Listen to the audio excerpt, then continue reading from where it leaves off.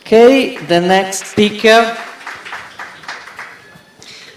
speaker is Monica Maia from Porto Politecnico of Portugal, and he's talk about distance education for development training program in special need education.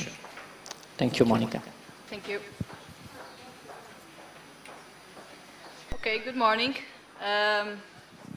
I and my colleague Rui Teles are here representing Inclusive School Support Unit from School of Education of the Polytechnic of Porto Institute from Portugal. And we will present distance education for development of a training program in special education needs. Well, in the first part of this presentation, we intend to discuss the considered key principles for training programs that aims to support or reinforce inclusive profiles. In other words, in the first part of this presentation, we intend to discuss the underlying principles for training programs focused on turning people capable of implementing best support strategies for children to participate. In the second part, we intend to mention how to turn workable this education model for inclusion through distance education devices. So what are the grounds for our education model for inclusion? Well, as you know, inclusive education is an ongoing process that aims to offer quality opportunities for all to learn and participate. And therefore, we have to, or it implies, to respect and respond to different students' characteristics and needs, and to know how to read the interaction between these characteristics and the surrounding environmental factors or events. As represented on this picture, on the basis of any development in the society, we have a triology established between research, innovation, and education, where, in fact, research can be seen as the factory for innovation development, which outputs cannot be seen without considering the implementation field.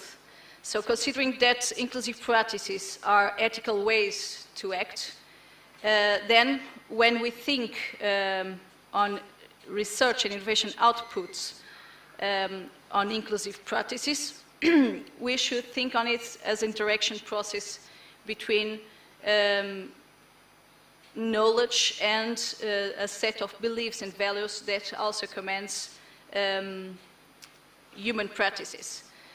Then, considering education sphere as a mediator between research and innovation dimensions and real practices outputs, then we should think on education for inclusion,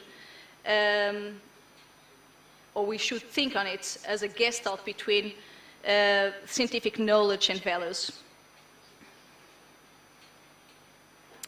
And this way of thinking on the education for inclusion is clearly reflected on World Bank directives, where teacher training should not only acknowledge knowledge and skills dimensions, but also professionals' attitudes and values. As stated, the principles for inclusion should be built into teacher training programs, which should be about attitudes and values, not just knowledge and skills. Considering this, or recognizing this complex interaction between different elements, there have been international efforts, namely conducted by European Agency for Development in Special Needs Education, in order to find out a set of core values and competences that are aligned to inclusive profiles, which have been framed in the last decades into person-environmental fit approaches that are grounded in a multidimensional understanding of students' functioning in order to implement a continuum of supports. Well, by this inclusive profile is by these agency lenses seen as being built in core values, in 4 core values, that is valuing learning diversity, supporting all learners, working with others, and personal professional development. And these core values are associated with teachers' competencies areas that are made up in three main elements: attitudes or belief demands, knowledge or level of understanding, and skills to implement the knowledge in a practical situation.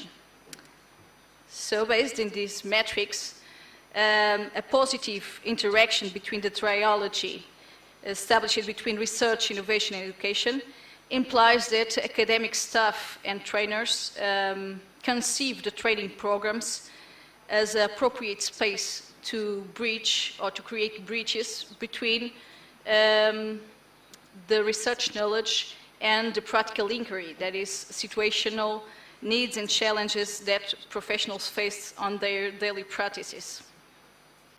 Establishing a constant connection between propositional, procedural, and situational knowledge is the structural principle of our education model for inclusion. And having this in mind, our theoretical assumptions for education model for inclusion is then that training teachers is training people to work with people, and therefore requires working with values, and therefore we should be able to help teachers to look at the educational reality through the lenses of human rights and values. And if we want to turn all contests habilitated to receive all students, we also should be able to help teachers to stop playing the game of finding differences and start playing the game of finding the equals. In other words, we should be able to educate for teachers to become experts of support and not to become experts in micro areas of impairments. Well, the pedagogical implications of these theoretical assumptions are then that we should, in any training program, to have a start point,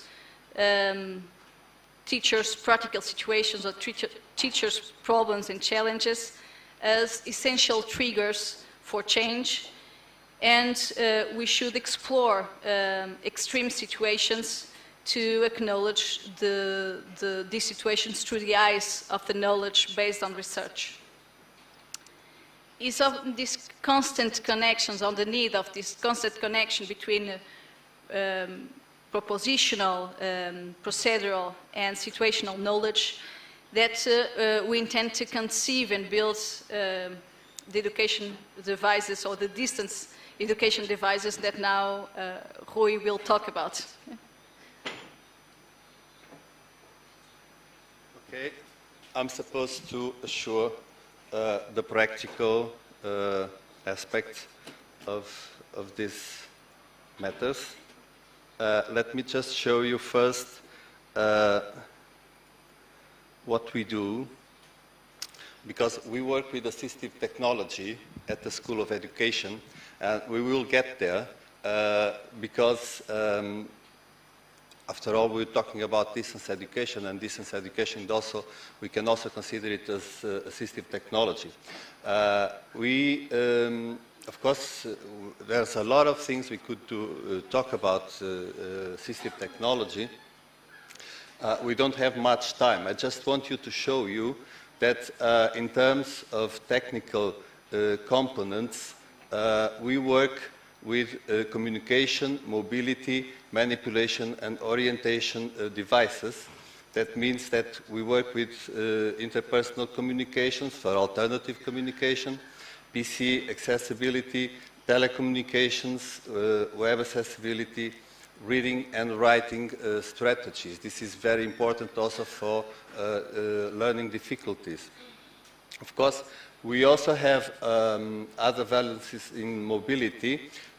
We explore everything about manual and electronic mobility for accessibility, where at the homes, adaptations for vehicles, sports, games, positioning, sitting, and also we study many aspects related to adapted tourism.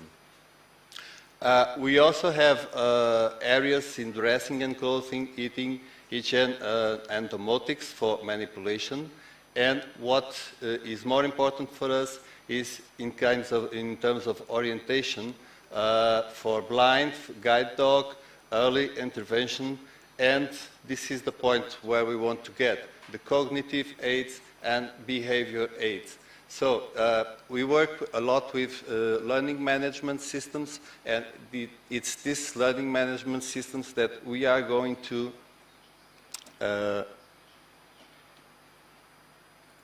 do next in the project. So we are supposed to do a training program and a training course, which we mean to do in a B-learning system. That means a mix of presence and distance training. And we are also supposed to build an e-learning module to provide behavior modification techniques based on social learning and the use of web applications for this project. That means that the web application is going to be assessed by all kinds of persons, especially by parents and teachers. And we are supposed to create a virtual environment that means a training system where parents and teachers can access, and also for higher education students, teachers, and all experts working with EHD students for a training and structured model. That means that this learning management system will be a kind of a collaborative learning system where instructors and all partners of the project are going to participate, and so we will build a virtual community. So in terms of technical components, we will use a learning management system like Moodle. Maybe we will have a front end like Joomla. Of course, this is rubbish for you. Chat for synchronous communication, forums, journal, glossary, lessons, web quests, database, comms, and we are going to build learning objects so that we can perform all technical aspects. In terms of human components, we know that we have more efficient tools with the learning objects for the training. We will have better communication, we hope, for synchronous and asynchronous communication. It is supposed that we have webinars, and time management is also something that is very positive in this kind of in this system of learning. Of course, we'll have to take in consideration something very important. For example, the digital literacy of the learner. Most technicians or most teachers don't have much literacy, digital literacy, which causes most of the time anxiety and emotional constraints. That means that we have to overcome these conditions.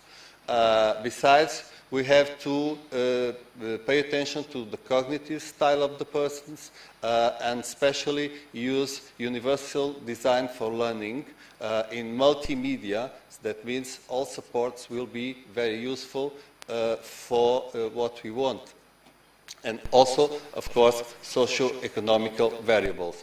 So this is only the component of the distance education, which is the complement, I complement with what Monica said, and what we really want is to build a real virtual learning community, and we hope this is very successful for the project. So this is very short. Thank you very much.